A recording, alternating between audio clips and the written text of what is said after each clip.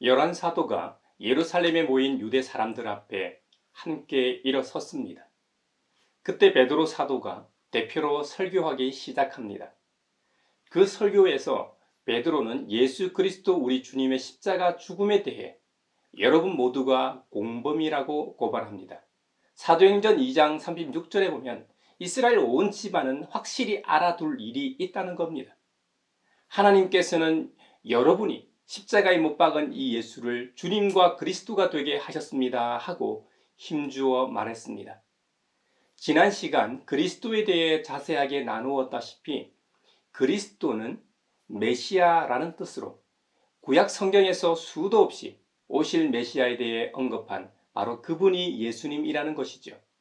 이 예수님을 바로 당신들이 죽였다는 충격적인 메시지입니다.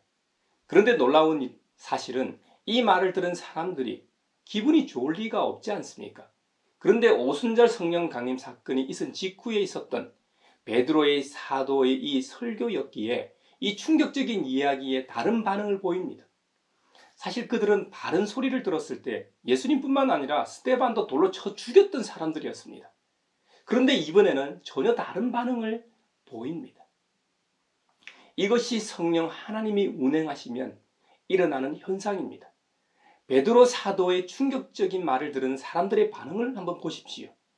사람들이 이 말을 듣고 마음이 찔렸다고 합니다. 그것도 그냥 마음속 찔림으로 자책하는 것으로 끝나지 않았습니다. 그곳에 모인 사람들은 열한 사도들에게 말하였습니다. 형제들이여, 우리가 어떻게 하면 좋겠습니까? 어떻게 해야 할지 방법을 간곡히 청하였습니다. 여러분이 만약 그 자리에 있었다면 뭐라고 답하시겠습니까? 백성들의 말을 들은 베드로 사도가 답합니다. 회개하십시오. 그리고 여러분 각 사람은 예수 그리스도의 이름으로 세례를 받고 죄 용서를 받으십시오. 그리하면 성령을 선물로 받을 것입니다. 베드로 사도가 말한 내용이 그리 어려운 것은 아니었습니다. 무릎을 꿇고 머리를 땅에 쳐박고 잘못했다고 용서를 구하는 것도 아니었습니다. 예를 들어 17세기 초 병자호란 때 조선시대 인조가 삼전도의 굴욕처럼 행할 일도 아니었습니다. 당시 중립 외교를 정치 노선으로 삼은 광해군의 반기를 들고 인조 반정으로 정권을 잡은 인조와 조정 대신들은 국제 정세에 어둡고 명분과 의리를 중시하는 사대부들이었습니다. 그들이 섬기는 명나라는 쇠퇴하고 새로운 주인인 후금을 알아보지 못했습니다. 결국 훗날 후금이 중원 대륙을 정복하고 세운 청나라에 철저하게 주정 관계가 됨을 우리는 역사를 통해 배워 알고 있습니다. 그 후금에게 항복할 때 어떤 일이 있었습니까? 남한산성으로 피신한 인조와 조정 대신들은 남한산성을 포위하고 맹공격을 퍼붓는 후금 앞에 결국 백기투항을 하게 됩니다. 그때 조선과 후금은 임금과 신하관계를 맺게 되고 소현 세자와 복림되고 대신들의 아들이 청의 인질로 끌려갔습니다. 주요 인사들과 함께 청나라의 포로로 끌려간 조선인의 수가 수십만에 이르렀다고 합니다. 이는 그 당시 조선의 인구 대비 6%에 달하는 어마어마한 숫자였다고 합니다. 그뿐입니까? 해마다 청나라에 적지 않은 조공을 바쳐야 했고 청이 전쟁할 때는 지원군을 보내야 했습니다. 조선은 결국 형제 관계에서 군신 관계로 바뀌는 신세가 되었습니다. 그 피해는 고스란히 백성들에게 돌아갔고요. 남한산성이라는 이 영화에서도 잘 표현되었습니다만 인조는 세자와 신하들을 이끌고 남한산성 문을 나와 지금의 송파 잠실에 해당하는 나루터에서 청의 황제 홍타이지에게 무릎을 꿇고 3번 절하고 9번의 머리를 이 조아리는 삼배구고두를 했던 삼전도의 굴욕을 베드로의 설교를 듣는 청중이 해야 하는 것도 아니었습니다. 한 나라의 왕이 죄수복을 입고 한 번 절할 때마다 머리를 3번 조아리는 행위죠. 이런 치욕적인 회개를 할 필요도 없습니다. 마음으로 믿고 입으로 시인하기만 하면 됩니다. 로마서 10장 10절에 보면 사람이 마음으로 믿어서 의에 이르고 입으로 고백해서 구원에 이르게 된다고 했습니다. 예전에 세례자 요한이 베풀던 세례는 회개와 사죄의 외적 상징이 물세례였다면 요한도 증언한 바 있지만 하나님의 어린 양이신 예수님께서 베푸실 세례는 물과 성령으로 베푸시는 세례라는 것입니다.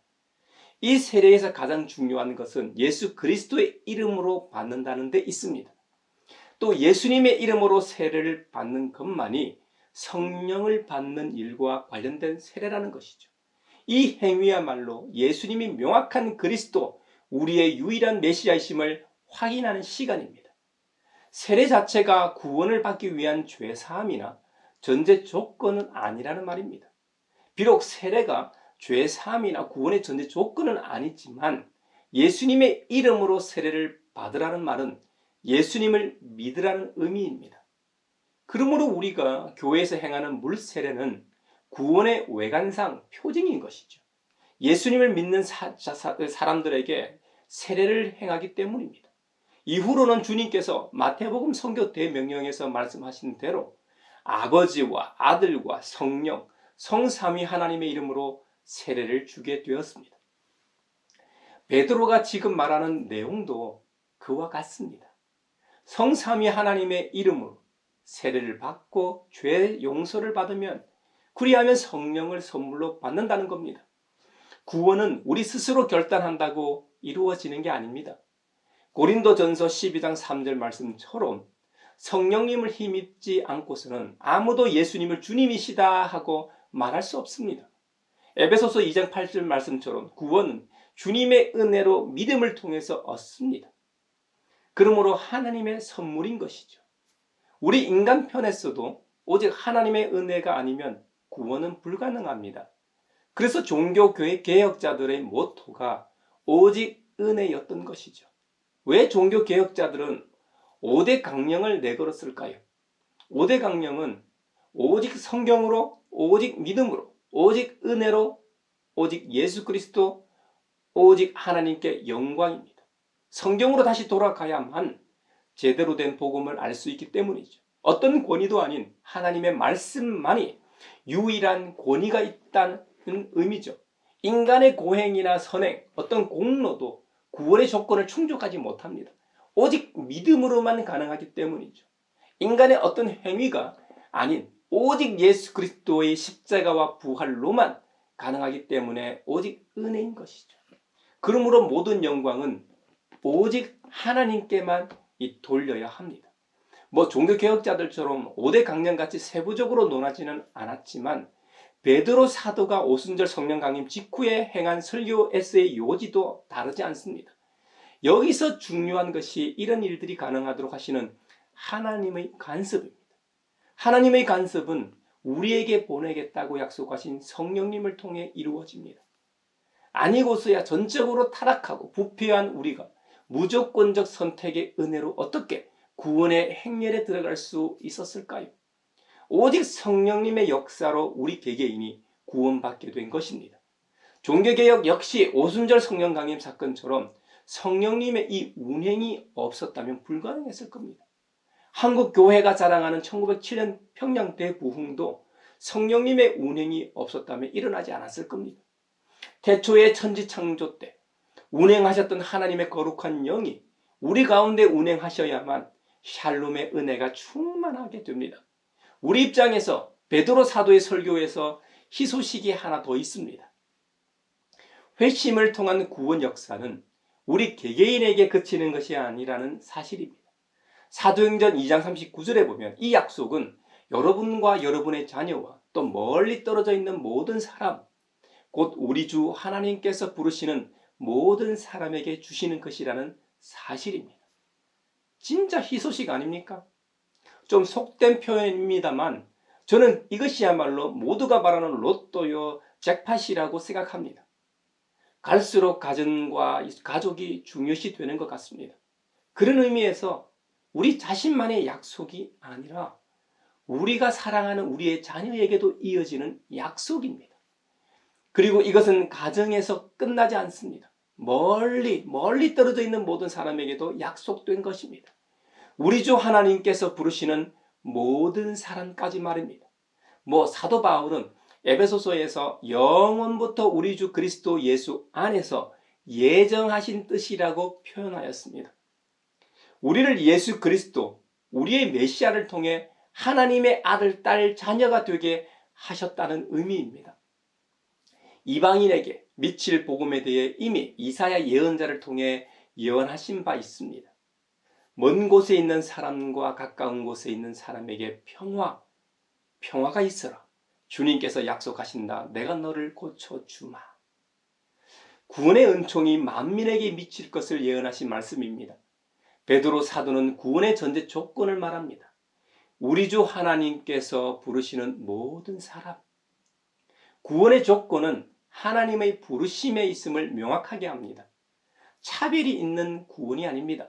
모든 사람을 차별 없이 구원으로 초대하심을 강조하는 표현입니다. 율법을 잘 아는 바리새인이나 그들이 무시하는 세리나 죄인이든 약자이든 강한 자든 부자든 가난한 자이든 상관없이 모두가 구원을 받을 수 있음을 말합니다. 베드로전서 1장에서는 하나님께서 사람을 겉모양으로 판단하지 않으신다고 각 사람의 행위대로 심판하시는 분이라고 소개합니다. 이 말씀은 행위 구원을 말하는 것이 아닙니다. 하나님은 공정하신 분임을 강조하는 구절입니다. 하나님께서는 사람의 신분이나 조건 등에 구애받지 않으신다는 의미입니다. 오직 절대 기준이신 하나님의 판단이 100% 공평하다는 의미입니다. 베드로전서에 기록된 행위라는 언어는 이 원어는 단수로 되어 있습니다.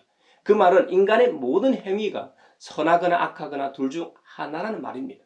사실 모든 인간의 행위에는 선과 악이 혼재되어 있습니다.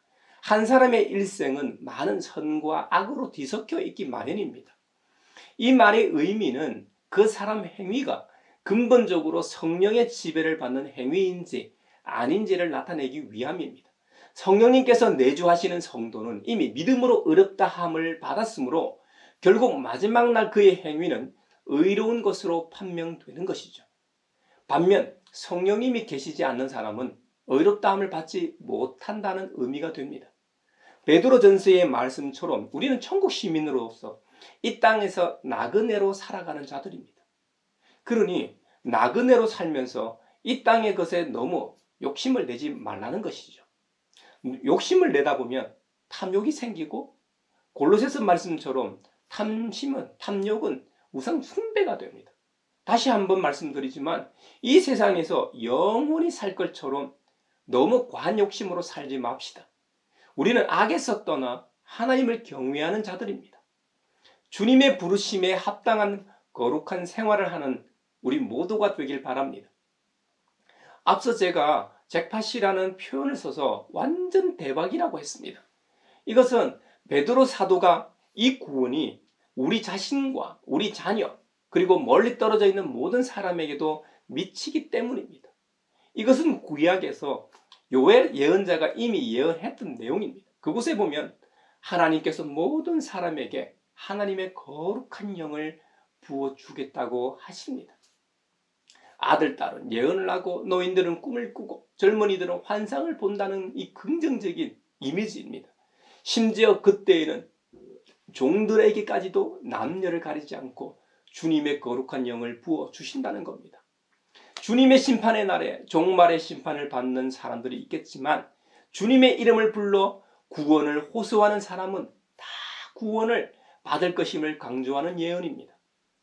베드로 사도의 설교를 듣고 있는 그 당시 그 자리에 있던 사람들 뿐만 아니라 디아스포라 이 유대인들과 전 세계에 있는 이방인들까지 다 구원을 받는다는 복음의 확장성, 보편성을 말하고 있습니다.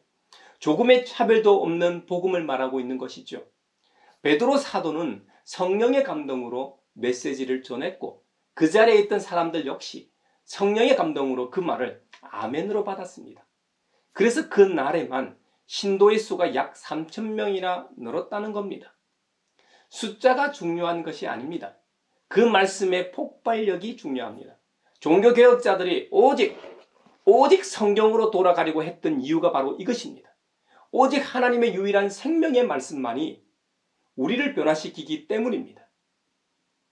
누가복음 24장에 보면 예수님께서 부활하셨다는 소식만 듣고 확인도 뵙지도 못하고 자신의 삶의 터전인 엠마오로 가는 두 제자가 있었습니다. 하나의 이름은 기록되어 있지 않아 알 수 없지만 하나의 이름은 글로바라고 기록되어 있습니다. 그런데 그들 앞에 실제로 부활하신 예수님께서 나타나셨음에도 그들은 알아보지 못했습니다. 물론 지금처럼 가로등이나 이 등불 하나 없는 2000년 전 고대 밤이어서 알아보지 못했을 수도 있습니다. 근본적으로 주님의 말씀을 믿지 않았기 때문에 그들의 눈을 가렸기 때문일 겁니다. 왜 이렇게 말하느냐면 주님께서 지적하셨던 것처럼 선지자들이 예언자들이 말한 것을 믿는 마음이 무디고 어리석고 미련했기 때문입니다. 나중에 그들이 눈이 열려서 말하길 길에서 주님이 우리에게 말씀하시고 성경을 풀이하여 주실 때에 우리의 마음이 우리 속에서 뜨거워지지 않았습니까? 하고 말하였습니다. 결국 균형 잡힌 말씀이야말로 우리 신앙 생활의 지표가 되는 것임을 보여주는 사례입니다. 제 아무리 교회당을 오랫동안 밟고 다녀도 그 속에 살아계신 하나님의 말씀이 없으면 무슨 소용이 있겠습니까? 신앙의 연수가 중요한 것이 아닙니다. 교회 활동이 중요한 것도 아닙니다. 오직 성경으로 돌아가야 합니다. 오직 성경으로 돌아가야 합니다. 이 성경만이 우리를 하나님의 아들, 우리의 유일한 구세주 예수 그리스도께로 인도하는 길이기 때문입니다. 우리 가양교회도 오직 하나님 말씀 위에 바로 서는 교회가 되길 바랍니다. 담임 목회자인 저 역시 오직 하나님의 말씀만을 전하도록 하겠습니다. 사실 그래서 제가 가양교회를 개척하며 교회력에 따라 본문을 정하고 설교하는 이유입니다. 다시 한번 설명드리지만 교회력이란 우리의 유일한 구세주 예수 그리스도의 탄생, 십자가의 죽음과 부활, 그리고 재림 안에서 완성되어진 우리의 구원 역사를 매년 재현하는 것입니다. 제 개인적으로 주제를 정하고 본문을 무작위로 취사 선택해서 설교를 할 수도 있습니다. 그건 역시 나쁘다고 할 수는 없습니다. 대부분의 한국 교회와 세계 교회가 그렇게 하고 있기 때문이죠. 그들마다 처한 상황이 다르기 때문에 각자의 형편에 따라 목회자들이 본문을 정하고 메시지를 정한다고 믿기 때문입니다. 저 개인적으로는 그럴 능력이 부족하고 무엇보다 그렇게 하다 보면 제 사견이 분명히 들어갈 것 같아 자신이 없기 때문입니다. 하지만 교회력에 따른 설교 본문은 수천 년 동안 교회가 복음의 핵심인 예수 그리스도를 중심으로 교회 절기를 지켜오기 때문입니다. 초대교회 성도들로부터 시작하여 교회는 주님의 구속사를 체계적으로 읽기 위해 성구집을 만들었습니다. 그것을 성서 1과 넥셔널이라고 합니다. 지금 이 시간에 본교회와 우리 교단, 세계 모든 개신교회가 채택해 사용하고 있는 개정판 공동성서 1과의 역사와 편찬 과정을 다 설명할 수는 없지만 매우 오랜 시간 동안 검증 과정을 거쳐 완성되었다는 점입니다. 3년 주기로 구성된 교회력은 대림절로부터 시작하여 다음 대림절 직전까지 구성되어 있습니다. 3년 주기는 예수 그리스도가 중심이 된 공간 복음을 중심으로 이루어져 있습니다. 1년 주기에는 마태복음, 2년 주기에는 마가복음, 3년 주기에는 누가복음을 사용합니다. 요한복음은 문학적 특성이 연대기적이라기보다는 절기적이고 예전적이기 때문에 따로 읽지 않고 사순절과 부활을 강조하면서 세 주기에 골고루 사용하고 있습니다. 가양교회 식구라면 잘 아는 대로 교회력은 성탄절과 부활절의 양대 절기를 중심으로 6개월로 이루어져 있습니다. 대림절로부터 시작하여 성령 강림절로 끝나죠. 예수님의 탄생, 생애와 사역, 십자가의 죽음과 부활, 성천하심과 영으로 임하신 성령 강림, 그리고 다시 오실 주님을 그가 오실 때까지 전하고 그 속에서 계속해서 하나님의 은혜를 체험하는 것을 신앙생활의 모범으로 합니다. 예수 그리스도의 구속사를 중심으로 이루어진 교회력이라는 말입니다. 그래서 저는 교회력을 따라 성도들의 삶이 끊임없이 그리스도의 구속의 사역과 관계를 맺도록 설교하고 있고 성도들로 하여금 삶의 자리에서 지속적으로 그리스도의 구속 사역을 체험하며 감사와 감격의 은혜로 생활하도록 돕고 있습니다. 나머지 6개월은 비절기 시기로 신앙의 성장과 교회 생활에 관한 주제들로 구성되어 있습니다. 성탄절과 부활절 양대 절기를 중심으로 이루어진 절기 기간에는 성경 구절들이 절기 주제에 맞춰 발췌된 본문입니다. 특히 복음서가 중심이고 이와 짝을 이루는 본문인 구약, 시편, 서신서로 정해져 있습니다. 단 부활주일부터 성령 강림 주일까지는 구약 본문 대신에 성령 강림을 묵상하기 위해 사도행전을 읽습니다. 오순절 성령 강림 주일 이후부터 대림절 직전까지 비절기 기간에는 하나님의 복음서를 준연속적으로 읽으며 바울 서신과 요한 서신을 읽습니다. 이 기간 동안 구약의 본문들은 마태복음을 읽는 해에는 모세 오경의 족장 이야기와 모세 이야기를 읽습니다. 마가복음을 읽는 해에는 역사서의 다윗 이야기를 읽습니다. 누가복음을 읽는 해에는 역사서에서 엘리야와 엘리사의 이야기와 전체 예언서들을 읽게 됩니다.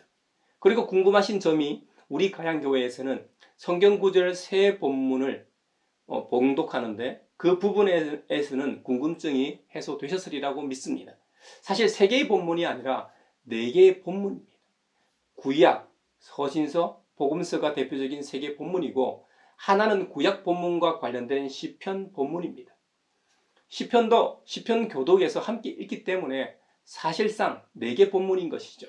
보통 교회에선 찬송가 뒤편에 있는 교독문을 따르지만 우리 가양교회에선 교회력 중심 교회이다 보니 교독문도 시편 이 본문을 따라 진행하고 있습니다. 우리 교회 유튜브 썸네일에는 절기별로 이 테두리에 절기색이 들어가 있습니다.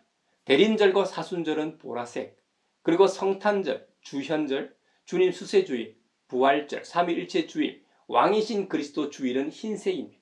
그리고 성령 강림절은 붉은색입니다. 나머지 비절기는 녹색으로 예전색을 정하고 있습니다. 그래서 간혹 제가 성찬과 이 세례 예전 때 정장 위에 스토를 착용할 때가 있는데 그건 역시 그 당시 절기 색상을 착용하는 것입니다. 우리 가양교회에서는 교회력을 통하여 하나님의 구원의 사건을 규칙적이고 체계적으로 경험하기 위해 교회력을 중심으로 설교를 하고 교회 행사를 하고 있습니다. 그리스도인들의 신앙과 삶을 형성하는 데 이 교회력이 중요한 역할을 한다고 믿기 때문이죠. 부활절 셋째 주일인 이번 주간도 예수 그리스도의 구속 사적으로 균형 잡힌 말씀으로 인해 구원의 감사와 감격의 은혜가 충만하시길 축복합니다.